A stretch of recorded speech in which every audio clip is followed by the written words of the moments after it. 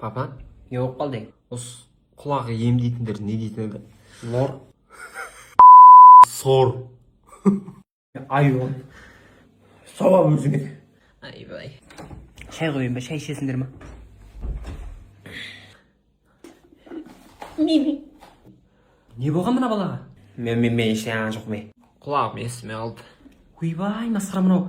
Құлақ шекеден дейді ғой. Папаң ұрды ма? Ұрдым. Өзімнен де бар, өзімнен де. Не деді ол саған? Мынау құлақ емдейтіндер не дейтін еді? Лор. Сор. Құлағың естімей отса бар ғой. Мен как раз мынау Оталайф дейтінді алып қойдым. Құлақтың шумы, бастың ауруы, құлақтың кәдімгі қан айналымы жақсарып, стресстен құтылып, рахаттанып қаласың. Күшті ғой. Мә, ішіп ал. Сенің де құлағың ауырып отыр ма? Не қылам мен? Тіс керек маған, тіс. Сауап. Сквозняк болып тұр ма? Сквозняк.